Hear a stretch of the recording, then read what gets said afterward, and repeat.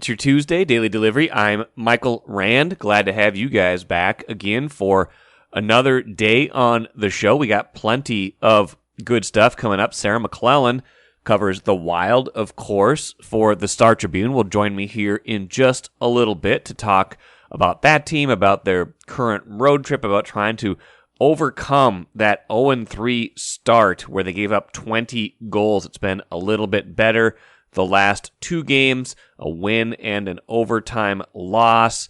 Marc-Andre Fleury playing better in that span. He will play again tonight against Montreal. So they're hoping to keep that good feeling going from what they've had a little bit more in the last couple games as opposed to those first three. So Sarah and I will talk through some of that as well as some positives from the start of the year as well. No Vikings film review this week, of course, because they did not play this week, but we will do my least favorite team is my favorite team with a little bit of a twist for Green Bay Packers-based haikus with myself and my good friend Keith Rashat. We'll have that here in a little bit as well. First, though, what did I miss? So I was trying to watch the Wolves game last night, and I was getting an error message on my Bally Sports app saying I wasn't entitled to the program. I love that word entitled, by the way. Something was going wrong with it. A lot of other people expressed something similar when I mentioned it on social media. I might do more on that at some point here, some of the ups and downs of trying to watch with the Bally Sports app now that it's available for standalone purchase. But eventually it did work for me about 10 minutes into the game. And I kind of wish it hadn't. Kind of wish I hadn't been able to watch any of that game. I'm sure a lot of you are in the same boat. Wolves lose by 9 at home to the Spurs, who are ostensibly tanking this year, although they look okay so far. I think they're 3-1 right now. The final score did not reflect, the final box score, the final score did not reflect anything near the level of chaos, disappointment, butt kicking that game was. Spurs were up by like 35 points at one point late in the third quarter, I believe, before the Wolves, mounted a furious but ultimately fruitless garbage time rally to make the score look at least a little bit better. But anybody who was there, anybody who watched it on TV knows how bad that effort was, knows how bad they looked in that game, and knows how they deservedly got booed off the court multiple times. First half, second half, the boos were out. This is a level of expectation that this team is not used to, is not maybe ready for right now. And the effort was not there in a lot of cases on Monday night. They were not getting back in transition. I think they gave up 24 transition points, fast break points, all of those in the first three quarters. Just getting out hustled. Chris Finch, head coach, seemed a little exasperated with everything he saw after the game. Let's run a quote from him quick here, a little post game from Chris Finch. They just out-punked us in every way possible. Outran us, out-competed us, out-physicaled us. It was ugly and unacceptable. And we knew that they're a hard-playing team, and this is two hard-playing teams that have come in here and played the game the right way and made more efforts than us. Those aren't things that we certainly can tolerate, but we got to figure out why. And a lot of it is our connectivity right now has got to be better. Both ends of the floor. Now we expected there to be some transition, right? With Rudy Gobert coming here, just new lineup. Karl-Anthony Towns having to learn to play more at the power forward. You got a lot of different people who can score. You got a lot of different people who, in a conventional offense or, the way things flowed last year, maybe roles were defined a little bit more clearly. Now everybody's kind of maybe deferring too much or trying to figure out where they fit in. 4 games in, 2-2, too early to panic, although the 2 wins were against Oklahoma City, so let's take that with a grain of salt. It's going to get tougher here schedule-wise at some point. Still relatively easy. Another chance to play San Antonio here at Target Center on Wednesday, and then the bumbling Lakers on Friday. So we'll see if they are able to piece this together a little bit more soon. But right now, like I said, no panic, but it doesn't look good. The effort is something that you can control. The effort is not something that's dependent on chemistry. The effort's just determined by leadership. It's dependent on who you are as a person, who you are as a team, and that effort was not there in that game on Monday, and that was probably the biggest disappointment to anybody who watched, and probably especially to Chris Finch and probably to the players themselves. They know they deserve to get booed. Anthony Edwards said as much after the game, even if he said he never wants to experience that again. There's one way to do that: play better, compete harder, and figure this out. Because right now, again, 2-2, not panic time. This team started, I think, 4-9, 4-10 last season before turning things around. But they got to get better quick. If they really want to host a playoff series, you can't be giving away early games. These games count just as much as the ones any other point in the season. You can't be giving away games on effort and trying to coast to a victory on talent alone. So I don't know, if it doesn't get better soon, I might think about like lineup tweaks, things like that. Right now, I think they just need to figure out how these pieces fit together and how they can get more effort out of these guys. And those are two pretty basic questions, and we'll see how fast those things can get figured out. Take a playcation to Mystic Lake. With 24/7 gaming, the good times never have to end. And you can satisfy your cravings at our restaurants and bars. Or relax in one of our luxurious hotel rooms. Those that play together, stay together.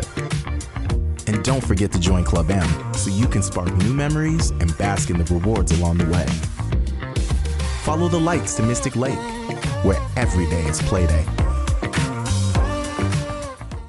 All right, Wild beat writer Sarah McLellan checking in from Montreal, where the Wild plays the Canadiens on Tuesday night. Interesting, Sarah, start to this season since we last talked. I think interesting is the Minnesota polite term that we like to say when things are not great. We say, yeah, that's interesting. 5 games, only 1 victory, maybe a little bit better lately. And I think that starts with the improved play from goalie Marc-Andre Fleury.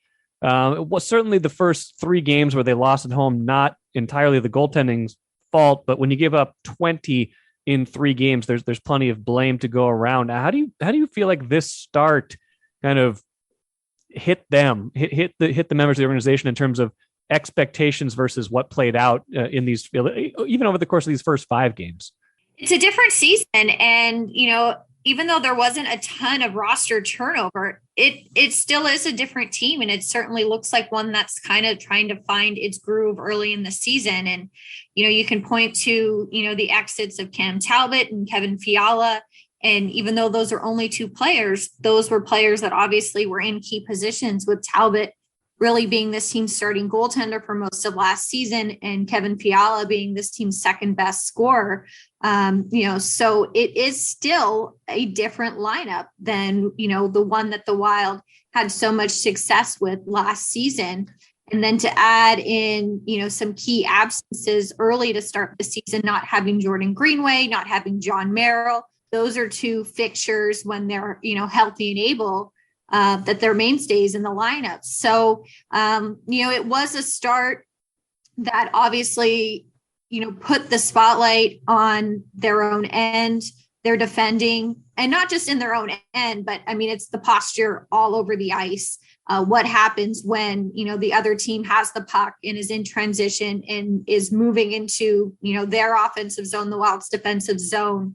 And I think still until that's, an area that's cleaned up, that will probably continue to, haunt this team, be a factor, because when they don't have the puck and they're defending, the more time they're in, that zone and having that pressure, you see what that can culminate in. And it's the goals against, just the time and energy spent defending. It's less time playing with the puck and playing at the other end of the ice and trying to score. So even though there have been, 3 goals a game, 4 goals a game, it still hasn't been enough when the workload in their own end has just been so taxing. So I think that's maybe now where the focus shifts to see if they can remedy that, if they can start to play more offense, if they can alleviate the burden on their own end, especially now, like you said, They're getting more stops and saves from Marc-Andre Fleury, especially at timely points in the game. You look at that third period against Boston,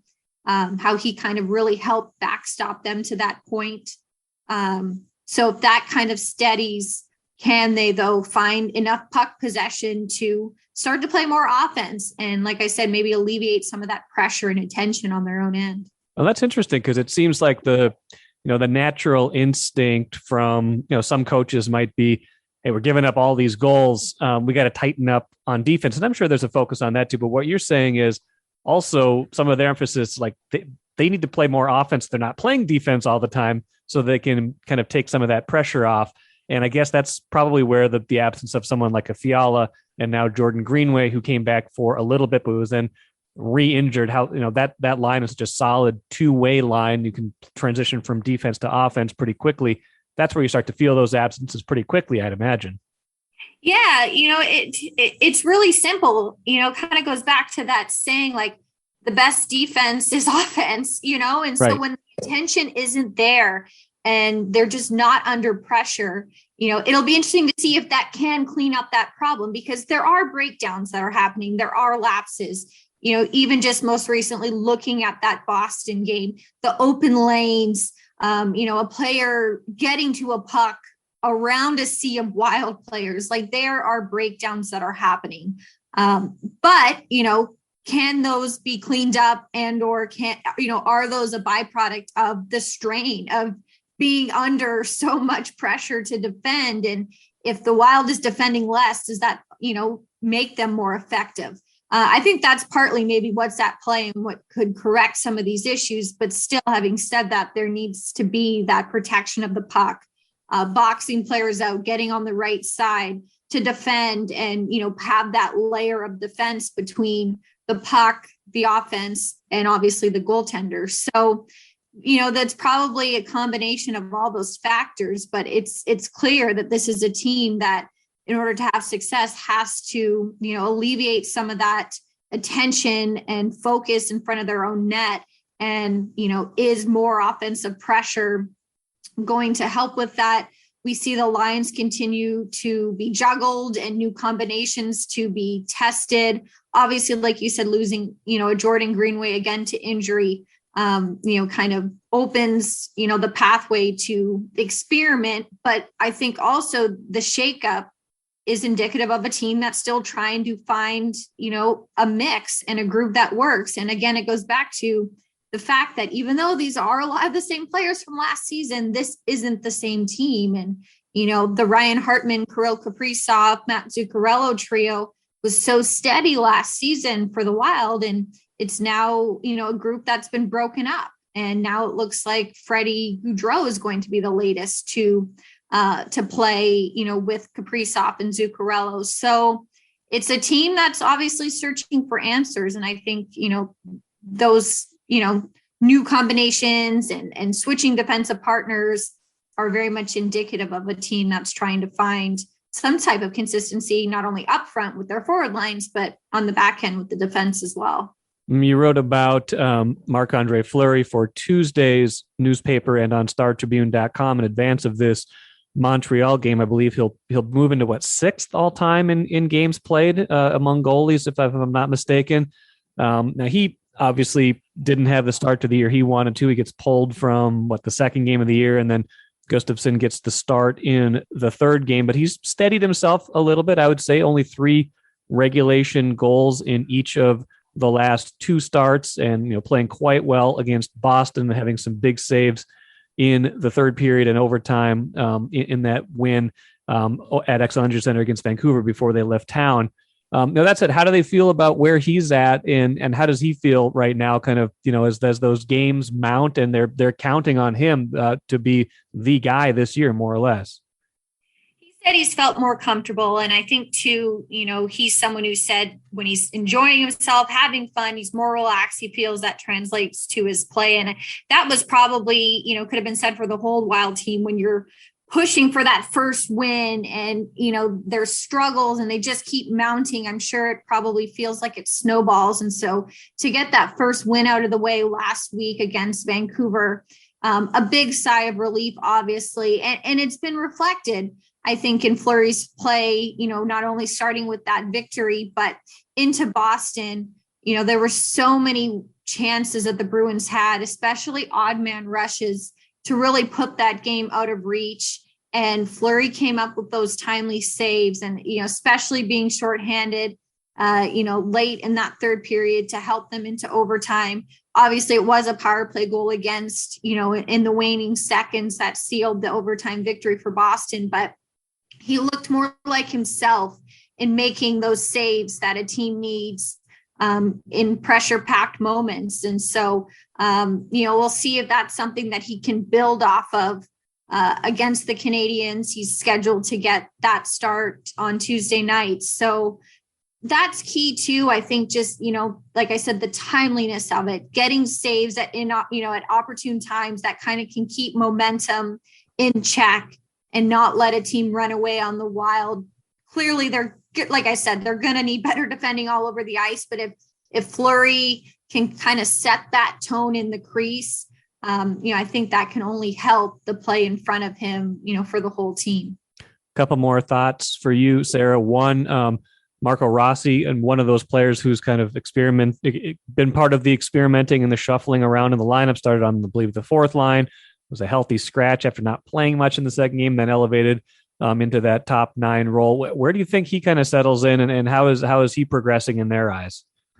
Well, I think right now the interesting, point to monitor is if he can continue to show chemistry with Matt Boldy. That's a tandem that, looks like will stay intact for now. Marcus Foligno has joined their line after Goudreau had played with them previously. So I think there were flashes of that against the Bruins where it looked like Rossi and Boldy were able to find each other with their passing and playmaking around the net.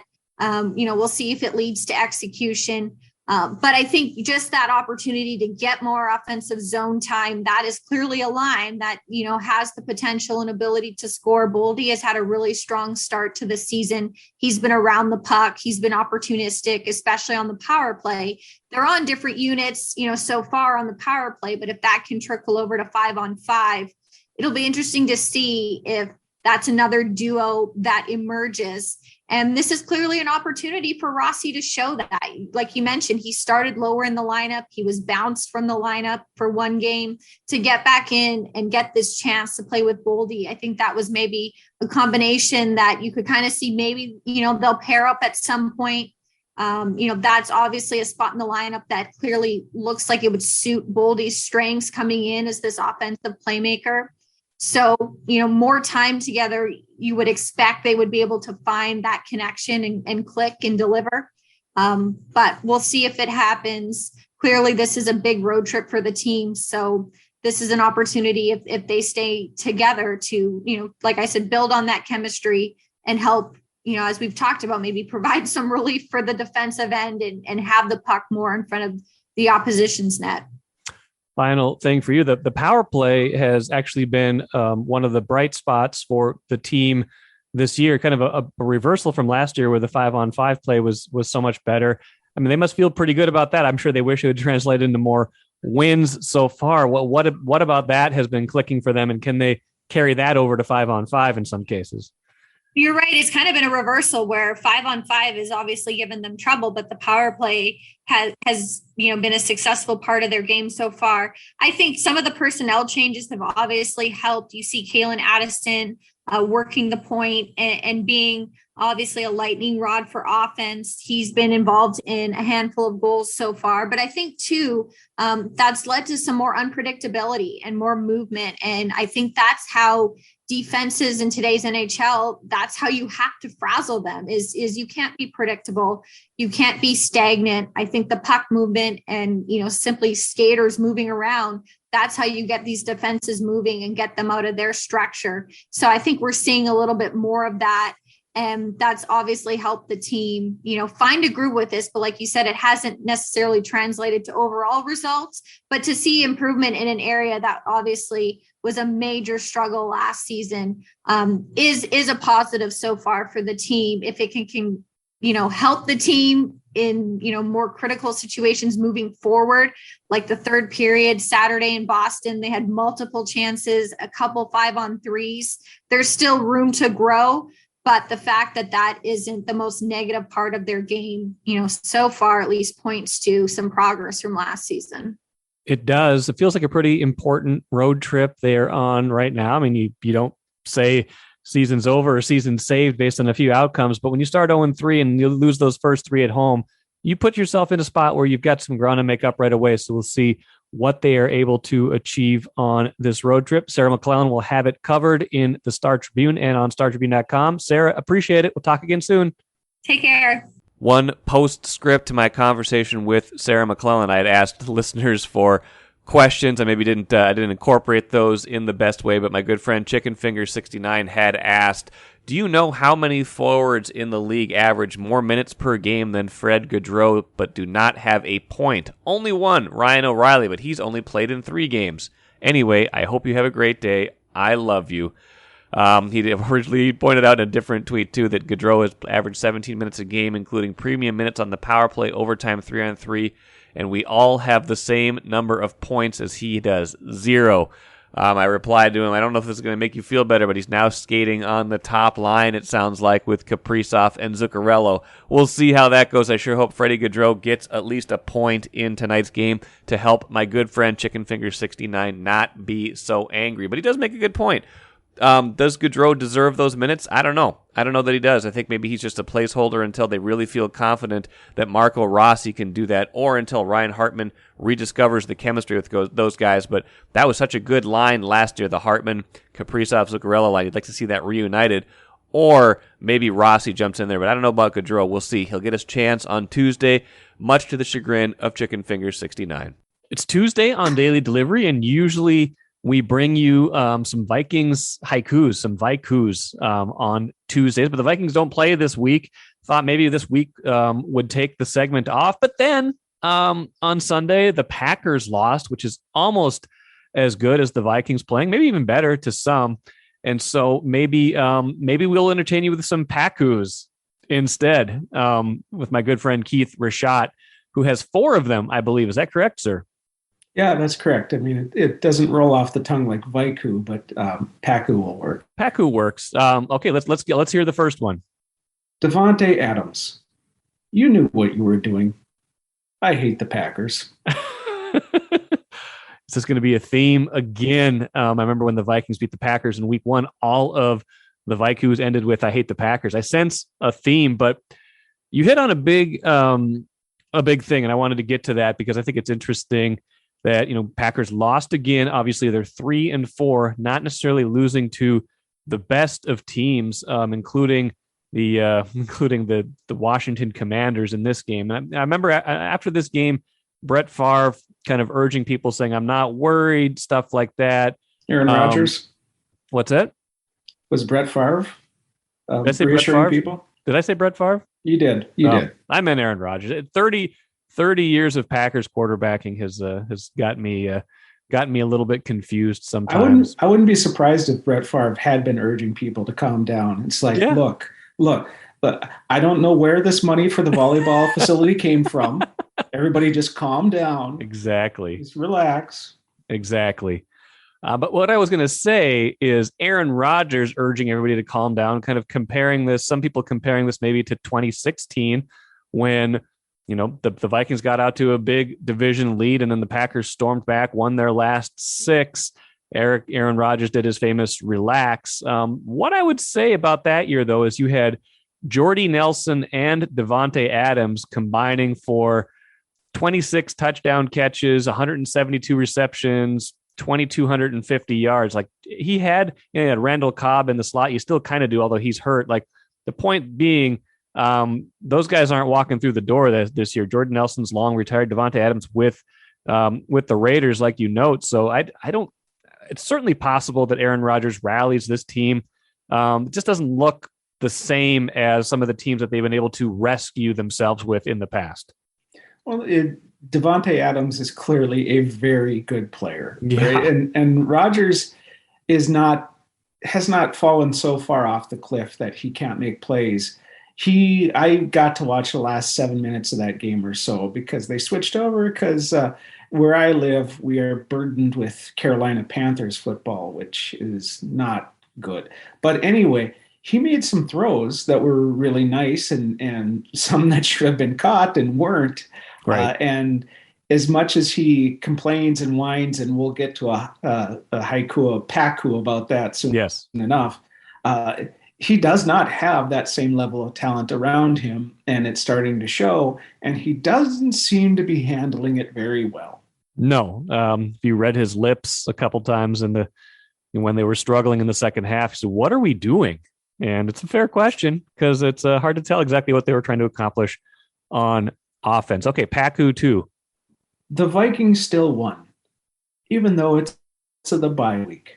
I hate the Packers. Yeah, I mean, so now they're 2.5 games ahead of the Packers. They've already won one head-to-head matchup. And again, it's a long season. They have 11 games left. Still some tough games on the schedule, but I mean, every time the Packers lose unexpectedly, and I'd characterize all 3 of these losses that they've had in the last 3 weeks to be unexpected, even if the Jets and Giants have good records right now. The Packers were more than a touchdown favorite, I think, in both of those games. Now I see they are, I think, 11-point underdogs going into Buffalo next week. So yeah, it's the division certainly looks very inviting at this moment. Well, you and I have been Vikings fans long enough to see collapses like this on more than one occasion. So we know what can happen. Yes. However, over the course of the last couple of weeks, I have adopted the mantra, here for a good time, not for a long time, right? I am not worried. I recognize what could happen. I recognize what is perhaps even likely to happen when it comes to Minnesota sports. I don't care.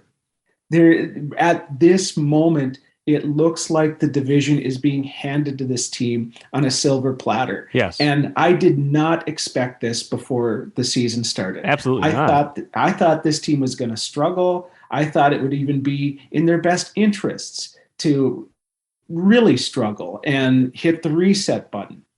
Now, in the long run, it may cost the team. We may not see the changes that seem like they were absolutely necessary before the season started. But as of this moment, I don't care. Yeah. This team is going to win the division unless something typical happens. Something crazy, which has very often happens. So you just got to enjoy this. This is beautiful. This looks like more, maybe because of default, but it looks like a division winning team, and it is beautiful. It is beautiful. Paku 3, please. Oh, Aaron Rodgers. Everyone is against you. It might be your fault. That didn't end with I hate the Packers. It was a curveball. Yeah, he's not having a good year. I'm just going to pull up as we talk the ESPN total QBR, but I don't think he's doing pretty well in that category this season, when usually he's, top 5, at least top 10 at the worst. And the end of the Mike McCarthy era, there was, some years where maybe he didn't have his best seasons, but now right now in the total QBR, he is 26th among quarterbacks right now, 26th. Kirk Cousins, by comparison, is 17th. Not great, but middle of the pack, certainly ahead of Aaron Rodgers. This division is not blessed with a lot of quarterbacks playing at extremely high levels right now. Justin Fields is 31st in that category. Jared Goff actually the best at 15th in the NFC North, but can't really do much with that team. So if you look at quarterback play, which has been decidedly in Green Bay's favor for most of the last 3 decades, whether it's him, whether it's who he has to throw to, whether it's a failure of imagination of the scheme to account for some of these shortcomings, whether they should be running the ball more, maybe whether it's the offensive line. Again, to your point, don't care. It's happening. I can't even tell you how much time I have spent in the Kirk Cousins era listening to and conversing with other people about whether or not Kirk Cousins has the leadership qualities to take this team to the next level. And just constant talk about whether or not Kirk Cousins is enough of a leader. Yeah. And it is just beautiful in this moment to have that conversation about Aaron Rodgers. Yeah. Right? A man with that level of talent, who has had that level of talent around him over the last dozen years, only winning one Super Bowl, right? And does not look like somebody who cares to invest in the development of the rest of his teammates.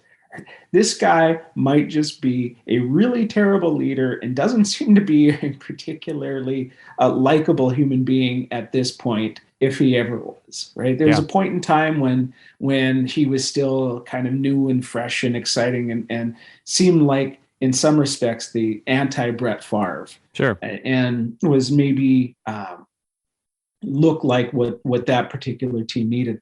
But maybe the fact that this team that should have had more success over the years hasn't had that success can be directly attributable to the same types of leadership qualities or issues, or it's similar, not identical, but similar leadership issues that we've been talking about with Kirk Cousins for 4.5 years. Sure could be. All right, last one. I hate the Packers. I cannot stress this enough. I hate the Packers. There you go. So you didn't have one in the last Pack-Who, but you had two in this one, so it kind of makes up for it. I appreciate that. And, you can't stress it enough. You do hate the Packers. And as much as you hate the Packers, you love to watch them lose even more. Well, as we've talked about, the purpose of a haiku is to capture a thought or feeling or an emotion in a single moment. Yeah. And I recognize I've used this particular haiku before, but when a poem so perfectly captures a single moment or thought or emotion, I think it's worth going back to the well once again. Yeah, and we can say without a shadow of a doubt that you, sir, hate the Packers. Oh, yeah.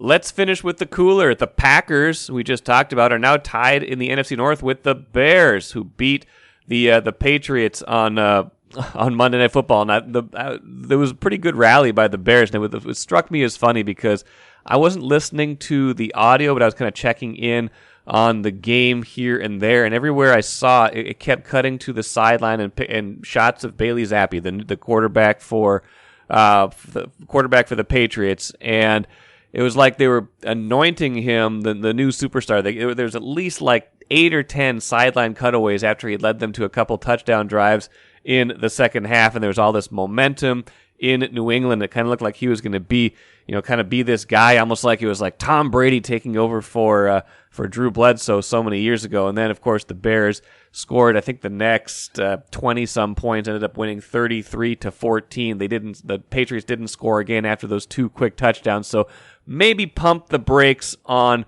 the anointment of a new quarterback there. It sounds like they haven't even decided who's going to play next week. Spoiled for quite a while with Hall of Fame quarterback play by Tom Brady, and now realizing how the other half lives, I guess either Mac or Bailey will start next week. That'll do it for me today. Good stuff coming up tomorrow. I'm going to talk to Chris Hine about these Timberwolves, get to the bottom of what is going on here. Also should have some Gopher football talk with Randy Johnson coming up later this week as well. Have a great rest of your day. Back at it again tomorrow.